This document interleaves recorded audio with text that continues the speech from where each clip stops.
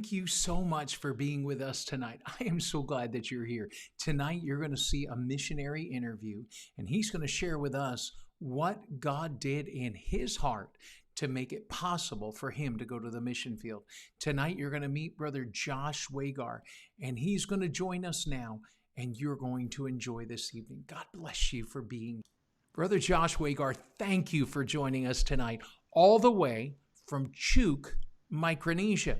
This is amazing to me. And you get to be here with our guests and people who are watching. Now, folks, if you have questions tonight, I want you to put those in the comments. And Josh and Sarah, they're going to come in after this is after our time here, and they're going to come in and they're going to answer your questions, and you can direct message them as well. But I promise you, you will find wonderful help and instruction tonight as we just learn more about Micronesia, where it is, what's happening in Josh and Sarah's lives. And so we'll start tonight with a simple question. Well, I say it's simple. I don't have to answer it. But Brother Josh, how did you know that God wanted you to serve him in Chuuk, Micronesia?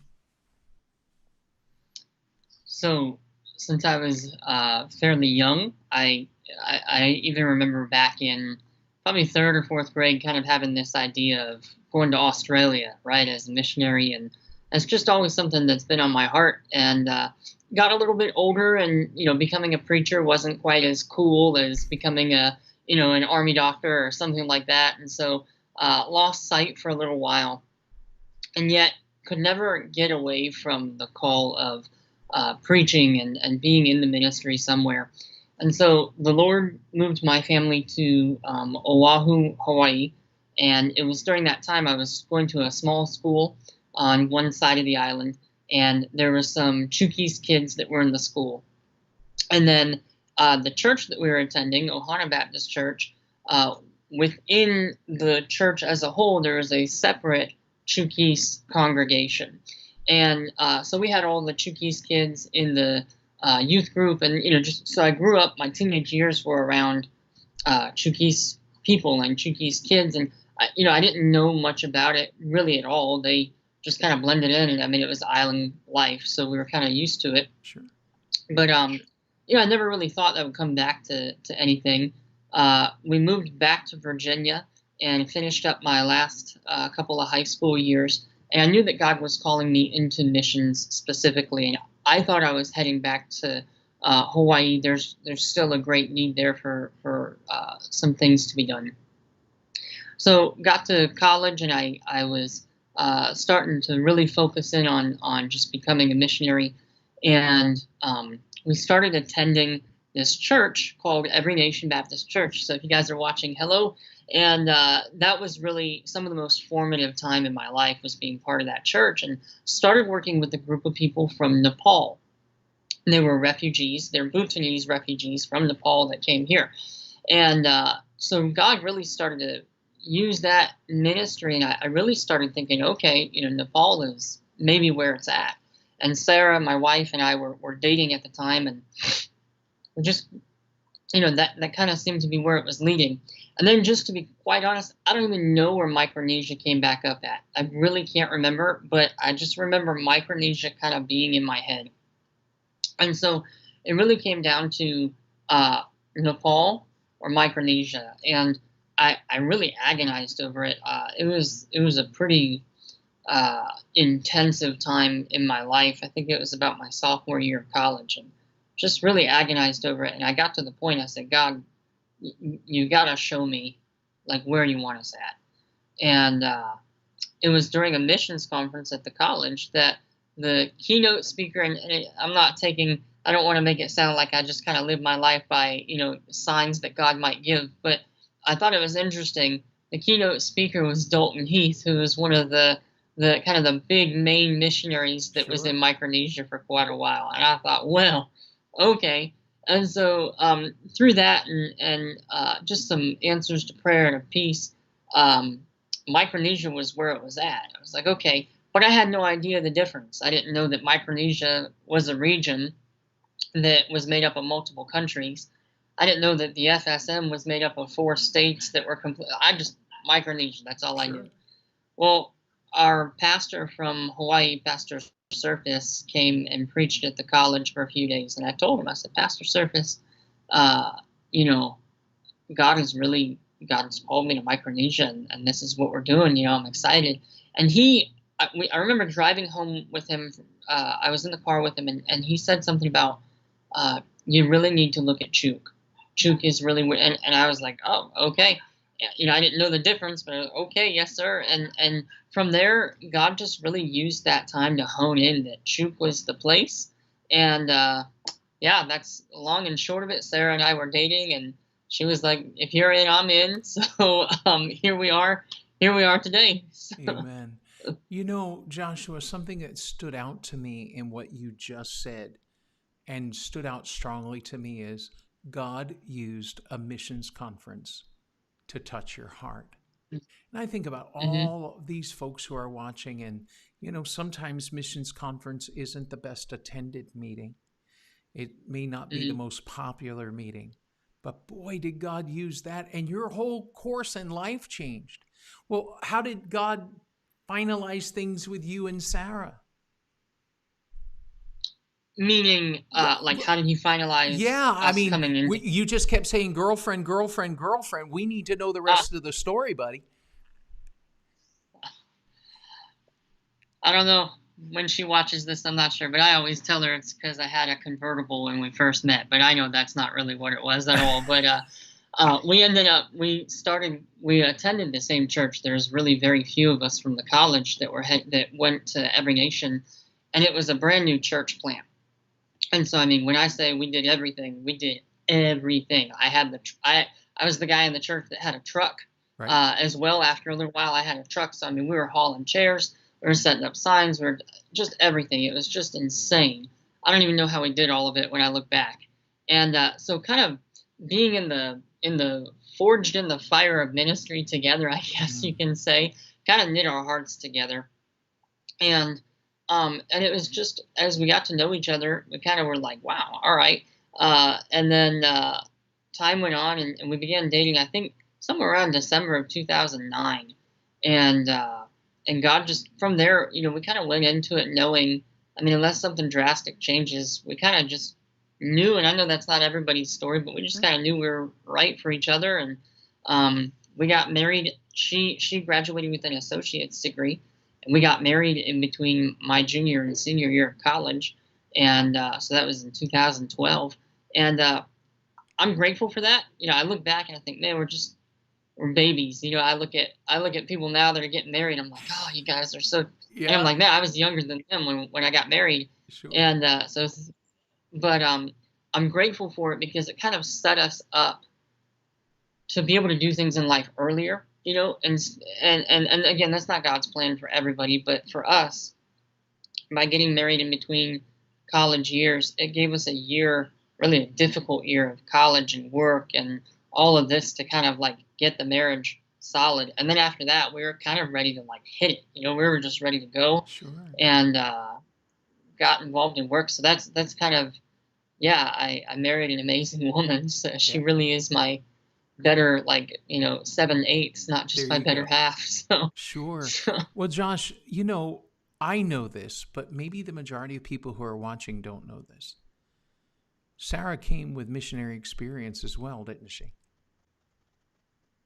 yeah, yeah. That it's interesting. Since we're talking about how we ended up getting to Micronesia, I'll just kind of go on, I guess, with the story if we have a few minutes. But she did. She came with missionary experience from Spain. She moved to Spain when she was around 11 or 12, and spent, other than a short furlough, really spent the rest of her years until college in Spain. So that was very formative. And so she grew up with the ministry mindset, but and I can tell part of her story as well. She when she got to Spain, she was pretty frustrated and was not enjoying life, and she ended up getting saved. But it still took a long time for her to be surrendered, really, to the Lord. And God used Brother Bonikowski, who's a missionary with our agency, and through the missionary teen retreat, God really used that in her life to just bring her to a point of saying, whatever you want, I'll do. And so it was. kind of through that she actually ended up at Bible college, and she had other plans, and then she met this debonair young man, and no, it wasn't that, but she had other plans, and God used college to kind of just get her to say whatever you want, and so that's how we ended up there. And that missionary experience is really different though, because she grew up in Europe, and for those of you that might not know, Micronesia is not Europe by any stretch Sure. of the imagination. And so when we got out here, we came on a survey trip in 2013, and we had about 2.5 weeks or so, maybe 3 weeks planned to be here, and we ended up staying in this rat hole of a place. I mean, that's just what we had, and we got the true Micronesian experience, when it came to that, and just in the living conditions there, we weren't used to it, and we had all these things planned, and we had kind of set up. There's a local pastor here who we're now working with, but we had all these things set up. He said, "Yeah, I'll help you. I'll help you do all those." And we had a big list. And we're like, "Yeah, this will take us, 2 weeks, and we're going to explore." I think in a matter of about 2 days, we had everything done on the list, and we had the rest of the time. And Pastor Mike works at the college, and getting around here is, you got to be really careful. Plus, it's like a 5 square mile island, so it's not like there's a ton of stuff to do. So we were about ready to pack up, quit, and just say, Chuuk is not for us. Like, this is not it. We did not enjoy it. We did not like it. We were like, I don't know if this is where we're really called. And we had a lot of time to sit and think and pray, and God reminded us of the story of Jonah. And Jonah didn't want to go where he was called, but he ended up going kind of because there was no other option. And we said, well, we don't want to be a Jonah. And so we just kind of said, okay. And that didn't make everything better. It didn't make it where we were like jumping up and down, like, yes, this is our life forever. But now this is home. We can't imagine anywhere else. We love it. It definitely has its challenges, but we almost didn't come here. And yet God specifically worked and brought us back, and we're really grateful for it. Josh, hearing you tell your story afresh to me, and I first met you early on, and then through this journey where you are now, it just amazes me of how great God is.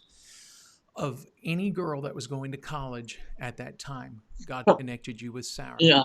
And at any hardship that you have faced since then, God's given you the perfect helpmeet. She's an incredibly strong woman, and she loves the Lord, and she follows her husband, and those are incredible traits.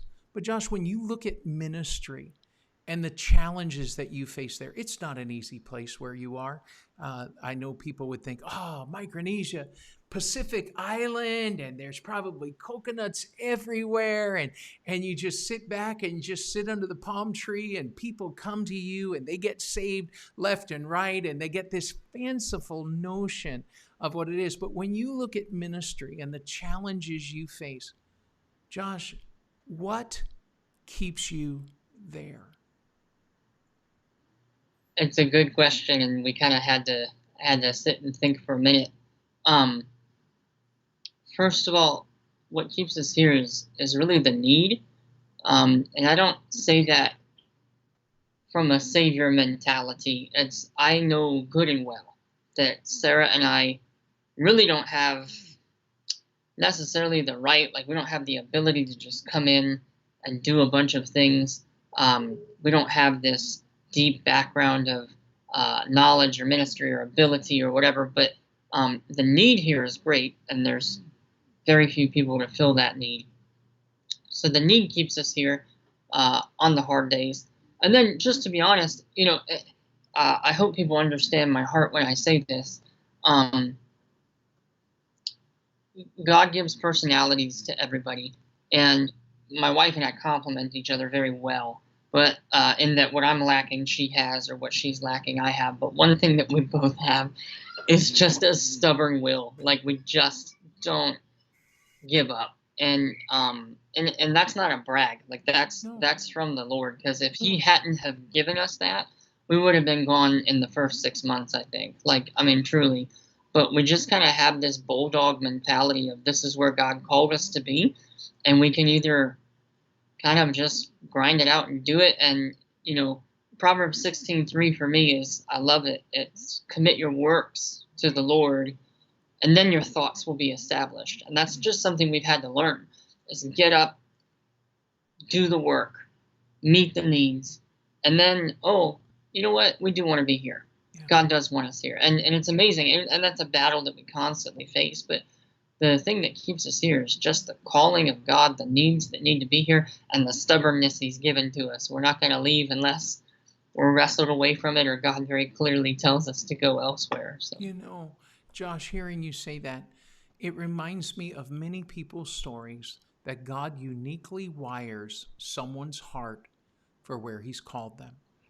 And you could look at the Apostle Paul, and he finally just blurts out and says, I've learned in whatsoever state I'm in, therewith to be content. And that's a game changer when a servant of the Lord comes up with that that's their mindset, it's their heartbeat. And they say, we're just going to stick it out. And thankfully, because of stubbornness or sheer grit, you choose to stay there. And it's not been without its challenges, and it's not been without its hardships. But you all are doing admirably, and the Lord is honored by your work that you're there. Both of you come from great parents. I know your parents better than I do Sarah's, but incredible investments they've made in your lives to get you to serve the Lord. And then you just picked it up and rolled on, and God just moved in a powerful way. Well, Josh, this question is a very broad-scoped question, but when you look back from your first day until now, what tasks remain for you to complete? What is on God's horizon for you in Chuuk? It's a really great question, and it's one that made me think, but also kind of made me excited. In one way, our goals for the first term are kind of coming to fruition, so let me first give you the geography of Chuuk, and I know that's a weird way to start the answer, it but helps. Chuuk is not okay. Chuuk is not one island. Chuuk is 40 to 50 inhabited islands that are spread out over hundreds and hundreds of square miles. But if you were to squish all of those islands together, you would only have about 50 square miles of land. So for reference, that's like tons and tons smaller than the state of Rhode Island, which is our smallest state. And so we're minuscule, but we're spread out. And then on top of that, each region, there's 5 regions in Chuuk, 5 sections, if you will. You could almost say it's like a county. Mm-hmm. And each region kind of has its own flavor. And even within Chuuk, there's kind of sometimes these prejudices that come up between between regions. And so I say all that to say we came out here knowing that it wasn't a 5-year or 10-year job.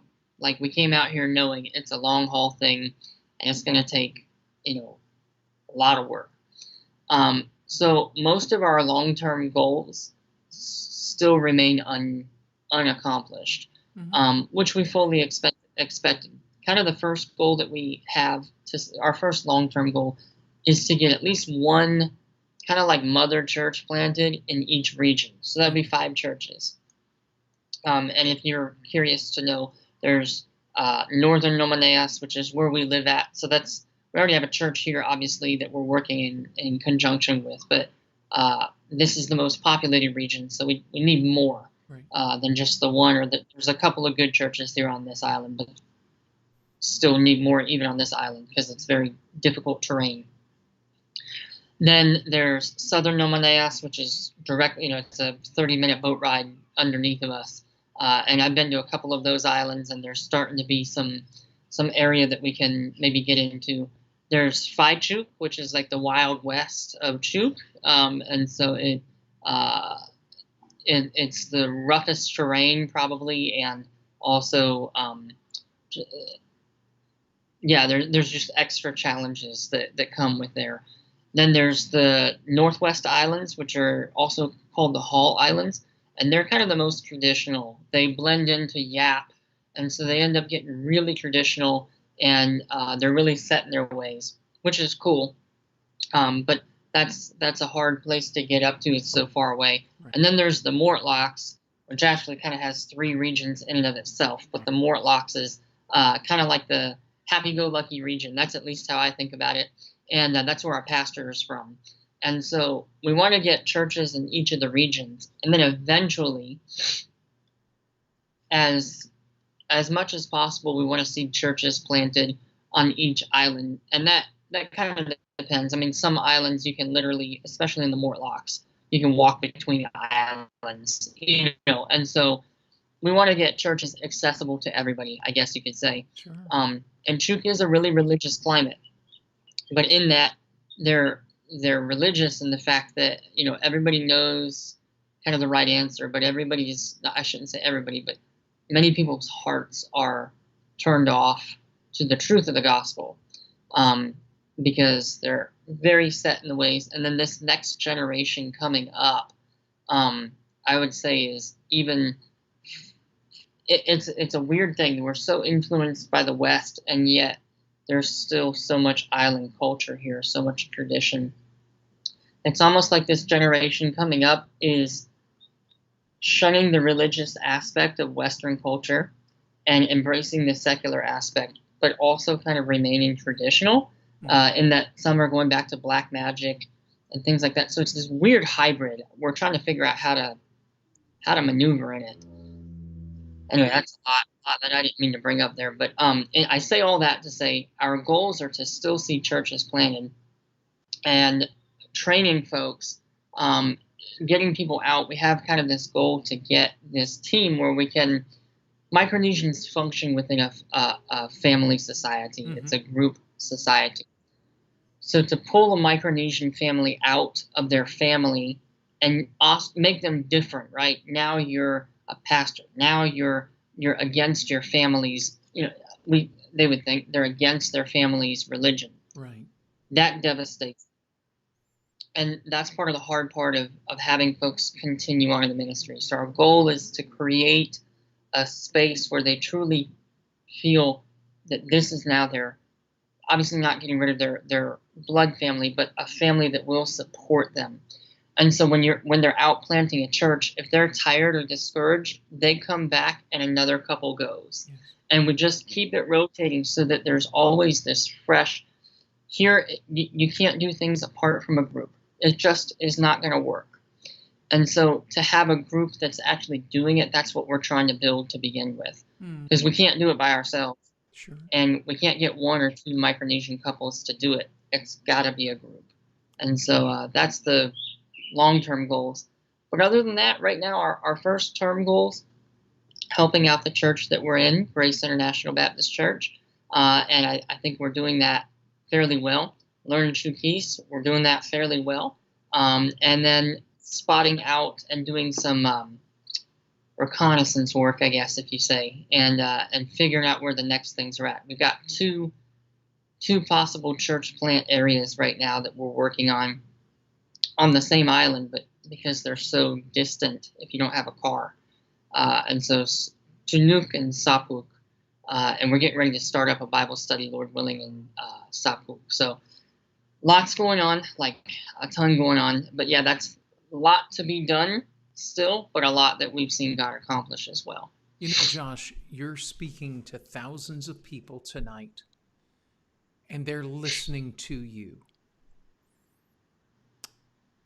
And they're wondering, could God use me on Chuuk? Would you talk to their heart for a minute? Oh yeah, man, thanks for this opportunity, because I'm itching to call out. All right, for anybody listening, I'm just going to completely get real with you here for a minute. I mean, we've already been real with you, but I want to talk to you. Right there. We need people in Chuuk. Like, we just do. But we don't need, well, we want church planters, but we don't need you to be equipped to preach and do these things. Here's what we need in Chuuk. We need doctors that are willing to come out here and not work for a big paycheck, that are willing to just get involved, be part of a church plant, and yet also be willing to treat people and help people out. We need guys that know how to work on cars. We've got mechanics around here and stuff, but we need more. We need these faithful people that are going to be out here. We need tech people that can come out, get involved in a church plant, and also run an online business so that they can teach the Chuukese people how to do these things, graphic design, online businesses. Our internet is getting better, but the jobs are so limited here. We need business people, nurses, doctors, mechanics. We need all of them to come out here, not to feel led to preach or like they have to be the leadership of the church, but to be willing to get involved, to help the church plants, show that we're here for the long term, to reach every aspect of life. Christ went out and he met needs while he preached the gospel. And my wife and I, as much as we try to do that, and there's things that we are able to do, we're not medical people when it comes down to it. Like, I can't fix broken arms or birth babies or whatever. I tinker, I can build, I can work, I can do that, but I'm not a professional at any of that. We need guys that will be full-time businessmen or whatever coming out here and yet involved with the church. Maybe you want to help with the kids' ministry. Maybe you want to be faithful in the church, but that's what we need. And yeah, we also need some preachers and teachers and missionaries, traditional sense. So anybody listening, if you think, I don't know where I should go, come out here for a year. We'll take care of you, and we want you here. And then maybe God will call you to be here for a little bit longer. So, Josh, I can't think of a better way to bring this to a conclusion tonight. Friends, I want you to drop your questions into the comment section, and Josh and Sarah will be all over that, and they'll be able to answer your questions. Josh, there's one more thing I want to ask you tonight. You do a podcast. Now, for some of my viewers, they're all over podcasts. They get it. Other viewers are going to say, what's a podcast? I don't have a pod where I'm going to throw it to. And so a podcast, think of it as a recorded radio program. So Josh is doing that. Mm-hmm. And on the screen, you'll see at Micro Missions. Now, that's on Facebook. So all you have to do is go to Facebook, click the search button, type in the @ symbol, which is Shift 3 on an American keyboard, and then type the word Micro Missions, all one word, and you'll be able to see this podcast. You'll be able to listen to it. Josh, tell us about what you do on Micro Missions. Awesome. Thanks for the opportunity. Yeah. So what we do is, who doesn't like a missionary story, right? I mean, growing up, some of the best parts of Vacation Bible School or Sunday School or whatever was, hearing about Mary Slessor and Amy Carmichael and Adoniram Judson. Why? Because we're so enthralled that God takes regular people and uses them to change a nation or a movement, So that's what we seek to do. I have a short podcast called the Missionary Micro Stories Podcast. And it's supposed to only be about 9 minutes, but it often goes a little over that. I know how hard that is to keep it that short. But it is a short podcast. And we've got missionaries from all over the world. And I mean that. We've had them from Micronesia, Africa, the Arctic North, Europe, all over the world. And they come on and they just tell us a little bit about who they are and what they're doing. And then they tell us one of their favorite stories about serving in missions. We've had some awesome stories. And so I'd encourage you to check that out. You can find it at Micro Missions. That's our ministry page, and all of the audio gets uploaded to that. And then you can also search for Missionary Micro Stories, and you'll find it. Yeah. Josh, what I love about your podcast is most people tell stories of what God used to do. And we cherish those stories. We herald those stories. But what you're doing is you tell what God's doing right now with living people and normal people, and not these people who are just elevated to a place. I mean, I've been on the podcast. It's wonderful. Staff here listens to it. They look forward to it. We have a staff member that podcasts weren't her thing, but when you started this, it became her thing. Huh. And so it's just a wonderful thing that what you're doing. And Josh, I want you to know that tonight, as you share this information with us and you just poured your heart out, that it matters and you matter. You and Sarah and your daughter matter to God. And what you're doing to serve Christ is making the difference for the sake of eternity. And Josh, I couldn't be more pleased than to have you on tonight with me and to just share these moments. Josh, thank you for being on with us this evening. Thank you so much. I appreciate the opportunity. Amen. And now, friend, I want you to know this, that right now you're thinking about what you saw. Don't let it slip from your mind. Josh shared with us his heart. He's told his story and his wife Sarah's story.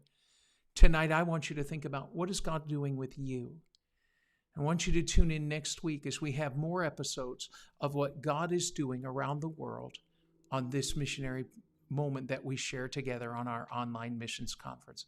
Until next week, may God richly bless you.